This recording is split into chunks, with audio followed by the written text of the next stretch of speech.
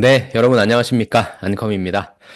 자, 오늘 내용은 퇴사를 하셔야만 되는 상황에 계신 분이 계셔서 이제 퇴사 준비를 어떻게 하면 좋을지 그거에 대해서 한번 좀 같이 알아보는 시간을 갖도록 하겠습니다.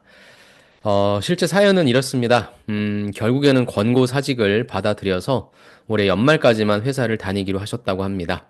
근데 어차피 권고사직을 뭐 좀 하시게 되면 뭐 한 달밖에 남지 않았잖아요. 그러니까 뭐 지금 회사를 나가시는 게 큰 의미는 없죠. 이미 인수인계 같은 것도 다 끝났고. 그래서 뭐 지금도 사실상 뭐 회사를 나가고 계시진 않지만 어찌됐건 이제 마음은 아직까지 그 회사의 직원이긴 하죠. 그래서 뭐 새롭게 내년부터 시작을 좀 하려고 하는데 12월 한 달 동안 무엇을 하면 좋을지 퇴사 준비를 어떻게 하면 좋을지에 대해서 저한테 여쭤보셔가지고 요 부분에 대해서 같이 한번 생각을 나눠보는 시간을 갖도록 하겠습니다.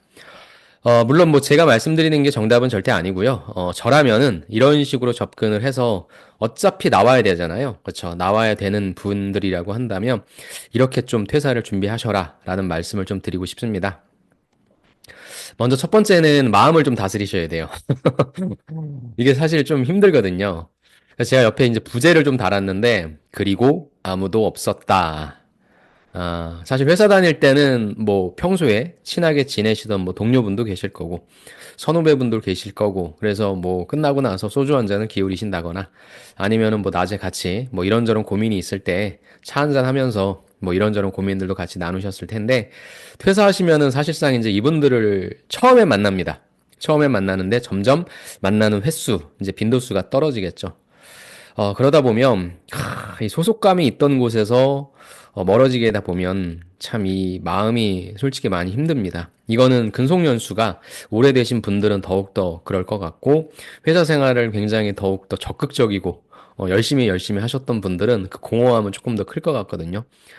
그래서 이제, 나는 뭐 패배자인가? 나는 왜 나인가? 뭐, 아무튼 뭐 다양한 생각들이 들긴 하는데, 도와줄 사람은 아무도 없거든요. 그래서 오직 본인 스스로만이 마음을 좀 다스리시면서 어차피 그냥 나올 회사였다. 그리고 뭐 오히려 권고사직이라고 하면은 어느 정도의 위로금도 받으셨으니까 그러면 오히려 그냥 내가 뭐 한 푼도 못 받고 나오는 것보단 그래도 회사에서 좀 돈도 받았고 또 어차피 실업급여도 이제 받으실 테니까 그렇게 해서 조금 쓸쓸하고, 조금 외롭고, 그 다음에 조금 뭔가 한 대 얻어맞은 듯한 그런 기분들. 솔직히 얘기해서 기분이 더럽죠. 그런 생각들을 조금씩은 지워가시는 게 필요할 것 같습니다. 어느 누구의 도움도 사실상 도움이 되지 않고요. 잘 스스로 이겨내시는. 그래서 제가 입사하시는 분들을 향해서도 스트레스 관리하는 방법을 좀 알아야 된다. 그래야 회사 다닐 때도 스트레스 받는 걸 좀 훌훌 털고 일을 잘할 수 있다라고 말씀드렸는데, 이제 여러분은 직장을 나오셔서 받으실 다양한 스트레스를 또 관리하실 수 있는 역량도 기르셔야 되니까 사실 스트레스는 뭐 내가 만들어내는 게 제일 크죠. 그래서 일단은 괜찮다. 어쩔 수 없다. 받아들이는 마음 다스리기 이게 저는 좀 가장 중요하다고 생각을 합니다. 두 번째는 이제 똑똑하게 생각할 여건을 좀 마련해라 라는 겁니다. 이건 무슨 말이냐면 보통 이제 퇴사하면은 이꼬르 여행으로 가죠. 여행진 갔다 와야 되겠다. 혼자만의 시간을 좀 가져야 되겠다. 그러면서 쓸데없이 시간만 보내는 겁니다. 또 이 부분도 입사하시는 분들에게 제가 늘 말씀드리는 게 휴학하고 뭐 하실 거예요? 졸업 유예하고 뭐 하실 거예요? 라고 하면 뭐 뭔가 거창한 계획을 세우시거나 뭐 이렇게 하시는데 정작 제대로 하는 것 없이 그냥 시간만 흘려 보내죠. 그리고 뭐 자격증 같은 거 취득한다고 휴학하시거나 졸업 유예하시는데 사실상 조금 아깝죠, 시간이. 온전히 24시간이 주어지는 건데. 그래서 퇴사를 하시고 나서 한 달 정도 남았고 근데 또 연말이고 또 사람들 막 들썩들썩하고 싱숭생숭하니까 뭐 가족이랑 여행을 가야 되겠다. 아니면 나 혼자 뭐 생각할 시간을 가져야 되겠다 해서 집에서 고민하는 거 좀 싫어하세요. 물론 집에서의 어떤 환경이 그런 걸 생각할 수 있는 환경이 주어져 있지 못할 경우도 있습니다. 하지만 저는 저게 여행이 정답은 X라고 하는 게 뭐냐면 저 같은 경우에도 혼자 여행을 떠나서 생각을 한다? 저는 잘 안 되더라고요. 오히려 되게 좀 시끌시끌한 뭐 커피숍 같은데 뭐 스타벅스도 좋고 뭐 동네에 있는 카페 같은 데 가서 그냥 사람들 대화하는 것도 좀 들리고 그 안에서 그냥 뭐 컴퓨터 열어놓고 이런저런 것들 좀 찾아보고 하면서 앞으로 무엇 할 것인가에 대해서 좀 철저하게 계획을 세워보는 그런 시간을 가지셔도 되거든요, 사실상. 왜냐면 이제 전제는 어찌됐건 이제 나는 더 이상 소득이 당장에는 없잖아요. 그럼 이 상태에서 그동안 고생했으니까 나를 위한 선물이다라고 해서 비용을 또 크게 지출할 수도 있겠지만 꼭 그래야만 하는 걸까라는 걸 생각했을 때 그래서 아예 또 안 쓰면은 도대체 난 그럼 뭘 위해서 하는 걸까? 또 이러실 수도 있으니까 좀 적정하게 요걸 좀 생각하시면 좋을 것 같고 꼭 여행이 정답은 아니다. 여행 다녀오시면 오히려 더 후유증이 더 깊어질 수도 있고요. 사실 여행이 가장 재밌었을 때는 뭐냐면 내가 일상생활에서 문제가 없었을 때 그죠? 온전히 여행에 집중할 수 있을 때가 여행이 제일 재밌잖아요. 근데 막상 몸은 여행을 떠났는데 내 머릿속에는 난 앞으로 무엇 할 것인가? 그럼 돈 쓰고 시간 쓰면서 나는 아무런 고민에 대한 해결도 못하고 오는 거죠. 못하고 오는 거거든요. 그래서 저는 똑똑하게 생각할 여건 마련하기, 이게 굉장히 좀 현실적인 조언이라고 생각해서 내가 과연 스스로, 이제 뭐 과거를 뭔가 계속 이제 정리할 수는 없잖아요. 이미 정리를 충분히 하신 거고, 앞으로 무엇 할 것인가에 대한 진취적인 계획을 세우는데, 특별한 어떤 시간이나 특별한 어떤 여건이나 특별한 어떤 장소가 꼭 필요한 건 아니니까 똑똑하게 생각할 수 있는 여러분만의 여건을 한번 좀 마련해 보셔도 좋을 것 같습니다. 자, 그 다음에 이제 제일 중요하죠. 어떻게 보면은 이게 가장 현실적인 부분인데 무슨 일을 할 수 있는지 알아보셔야 돼요. 예, 그래서 직업 탐색을 하셔야 됩니다. 제가 저 같은 경우에는 이제 뭐 취업이나 진로나 이런 쪽 관련된 일을 하다 보니까 정말로 웬만한 분들보다는 직무에 대한 이해도가 좀 높습니다. 그래서 딱 여러분이 어떤 일을 하시는지 딱 들어보고 좀 몇 번 이야기를 나누다 보면 아, 어떻게 일을 하시는구나. 그다음에 주로 누구랑 협업을 하시는구나. 어떤 역량이 필요하구나. 그런 것들에 대한 습득력이 제가 좀 다른 분들보다는 좀 빠릅니다. 그러다 보니까, 이런 일도 있구나. 이런 일도 있구나. 저는 어찌됐건 직업이 이거다 보니까 다른 사람들이 어떻게 밥 먹고 사는가에 대한, 어떻게 돈을 버는가에 대한 관심이 되게 많거든요. 그러다 보니까 제 머릿속에는 이런 일도 있고, 이런 일도 있고, 이런 일도 있고가 되게 많죠. 그래서 저는 사실 뭐 하고 싶은 일, 아니면 뭐 새로 고를 일이라고 한다면 되게 좀 가짓수가 많은 거죠. 근데 직장인분들 같은 경우에는 사실 뭐 되게 큰 회사에서도 다양한 직무가 있지만 사실 자기 일 빼고는 무슨 일 하는지도 모르죠. 그래서 이제는 여러분이 어떤 일을 하셔야 될지 모르니까 어떠한 일들이 있는지에 대한 직업 탐색의 기회를 좀 찾으셔야 돼요. 그래서 가장 쉬운 건 뭐냐면 여러분이 소속되어 있는 회사에 다양한 직무들이 있잖아요. 그 직무들이 뭐 하는 건지부터 스타트 하셔도 됩니다. 그래서 약간 세부적인 직무에 대해서 좀 탐구하셔도 좋고 아니면 제가 지난번 첫 번째 시간 때 말씀드렸던 게 뭐냐면 대한민국은 치킨집 프랜차이즈밖에 할 게 없다라고 말씀드렸잖아요. 좀 죄송하지만 그러면 나는 더 이상 직장인이 아니라 그럼 무엇인가 나와서 내 장사를 할 거다. 아니면 사업을 할 거다라고 한다면 내가 할 수 있는 장사 혹은 사업의 종류는 무엇이 있는지를 살펴보셔야죠. 그렇게 해서 나랑 성격적으로 맞건 아니면 나랑 어떤 다른 조건에 의해서 잘 맞는지에 대한 매칭 작업이 좀 필요해서 약간 좀 추리는 게 필요합니다. 한마디로 얘기해서 재취업 아니면 새로운 창업을 위해서 어떠한 일들이 있는지 아셔야 돼요. 또 입사하시는 분들이 이야기를 끌고 들어오면 아니면 지금 이 시점에서 제가 또 컨설팅을 하는 게 어떤 거냐면 사실 대한민국의 입시에 있어서의 학과 선택 기준이 뭡니까? 본인이 그 학과에 대한 고민이 되게 많았다? 이런 거 없죠. 거의 다 점수 맞춰서 가죠. 그러다 보니까 본인이 원치 않았던 전공 아니면 점수 맞춰서 했던 전공을 가지고 졸업해서 또 취업하려니까 2중, 3중으로 고생인 거예요. 시간은 시간대로 쓰고 돈은 돈대로 쓰고. 그래서 저는 제일 중요시 여기는 게 뭐냐? 아는 만큼 보인다. 그래서 여러분도 어찌됐건 새로운 직업을 찾건 아니면 새로운 일자리를 찾건 여러분이 많이 알고 계셔야 거기에 빨리 진입하실 수 있다.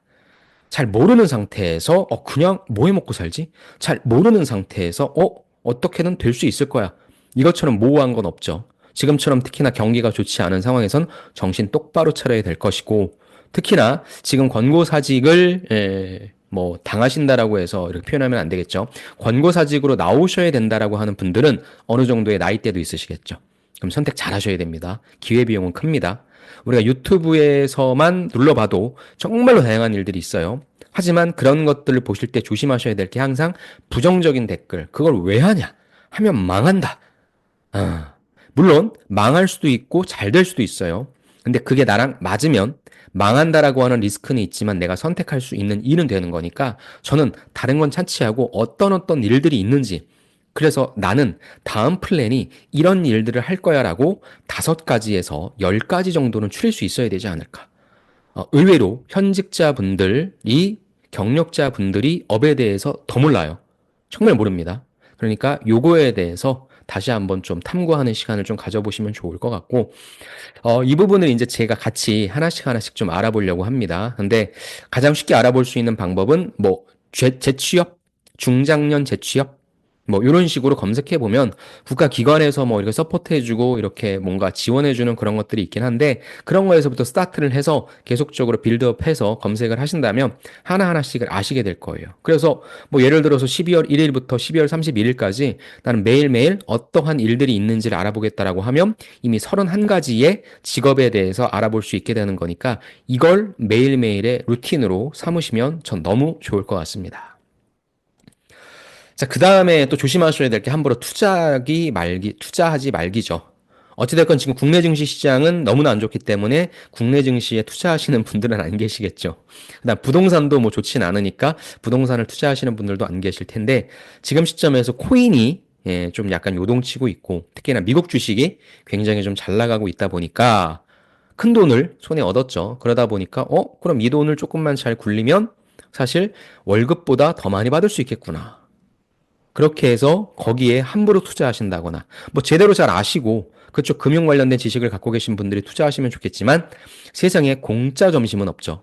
그리고 특히나 여러분한테 이것 하자, 저것 하자라고 실체가 없는 상태에서 돈 많이 벌 수 있다라고 하는 건 이 세상에 없죠. 그 부분을 조심하셔야 됩니다. 사람이 굉장히 냉철하고 이성적이지만 사실 돈 앞에 있어서는 그 조금에 보여지는 수익 앞에서는 사람들이 눈이 돌아갑니다. 나는 다를 거야. 내가 접촉하게 된, 내가 알게 된 이 일은 다를 거야. 라는 생각을 하게 됩니다. 정말 조심하셔야죠. 지금 여러분은 플러스를 가시는 것도 중요하지만 여러분이 갖고 계신 거에 큰 마이너스를 막으시는 것도 중요하다고 생각해요. 그렇죠? 이제는 일자리가 없는 거니까 일자리가 없을 때는 플러스가 중요한 게 아니잖아요. 더 큰 마이너스를 막아야 되는 거니까 특히나 실체가 없는, 그 다음에 여러분이 잘 모르는 곳에 함부로 그 돈을 투자한다.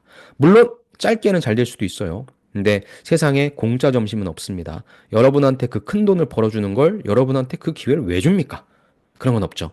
그러니까 만약에 나는 그런 금융 쪽으로 금융 자산을 늘리겠다 하시는 분들은 뭐 이번 기회에 그런 공부를 통해서 학습을 통해서 그쪽의 지식, 그다음에 그쪽에 대한 기술을 늘리시든가, 아니면은 누군가한테 투자를 뭐 의뢰받는다라고 한다면 그게 과연 실체가 있는 것인가, 이런 부분들에 의해서 한번 판단을 해보셔서 함부로 절대 투자하시 마셔야 됩니다. 지킬 건 지키셔야 되니까요. 자, 그 다음에 마지막입니다. 마지막은 저는 여러분이 정말로 좀 죄송한 얘기지만 거의 40대 후반에서 50대 초반이다. 그러면은 사실상 가능성이 높진 않아요. 높진 않지만 아직 그런 나이는 아닌데 회사의 사정상, 그다음에 지금 워낙에 지금 안 좋다 보니까 이렇게 짧게 일하고 나올 줄 몰랐는데, 아니면 권고사직이라는 형태로 나오긴 했는데 사실상 그 기회를 보고 내가 하기 싫어서 나오신 분들도 분명히 계세요. 그렇다고 한다면 이직하셔야죠. 제가 늘 말씀드리지만 회사 다니시면서 월급 받으시는 게 죄송한데 제일 쉬워요. 여러분이 나오셔서 제로 베이스에서 한 푼 두 푼 모으시는 게 너무나 어렵습니다. 여러분한테 누가 꽁돈 1원도 주지 않습니다. 1원은 요즘에 주죠. 죄송합니다. 여러분한테 꽁돈 주는 세상은 없어요. 공짜 점심 없다고 말씀드렸죠. 그래서 회사 밖은 지옥입니다. 그래서 가급적이면 나 정말로 회사 생활은 못하겠다 라는 분이 아니시다면 저는 이직도 계속해서 병행해서 알아보셔서 이직 쪽도 생각을 해보시기 바랍니다. 그래서 이 부분은 늘 병행하기. 그래서 아까 제가 말씀드렸죠. 루틴을 짠다라고 한다면 매일매일 그래도 어떤 직업이 있는지 알아보고 그다음에 그거 끝낸 다음에는 뭐예요? 계속 이력서라든지 이런 데를 계속 작성하고 일자리 박람회라든지 이런 부분도 뭐 다니고 그렇게 한번 좀 알아보시면서 여러분의 퇴사를 좀 준비하시면 좋을 것 같습니다. 자, 일단 이렇게 5가지에 대해서 간단하게 좀 말씀을 드렸고, 제가 만약에 현실적으로 퇴사를 해야만 한다라는 상황이라면 남은 한 달을 이렇게 좀 알차게 보낸다면 그래도 퇴사에 대해서 처음에는 좀 걱정하고 막연했지만 조금씩 길이 보일 겁니다. 여러분이 회사 나오셔서 굶지는 않으십니다. 대신에 굶는 약간 좀 방황하는 그 과정, 시간을 좀 줄이시는 게 필요하겠죠.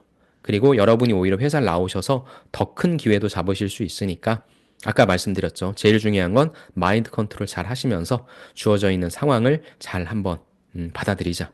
그러면서 긍정적인 부분 생각하시면서 내가 힘들면 사실 남도 다 힘들죠. 그렇게 생각하시면서 잘 한번 버텨내시기 바랍니다. 좋습니다. 그러면 일단 오늘은 퇴사를 하셔야만 되는 분들한텐 이렇게 하시는 게 좋을 것 같다라고 하는 5가지에 대해서 말씀드렸고요. 다음 시간에 또 다른 콘텐츠로 찾아뵙도록 하겠습니다. 네, 감사합니다.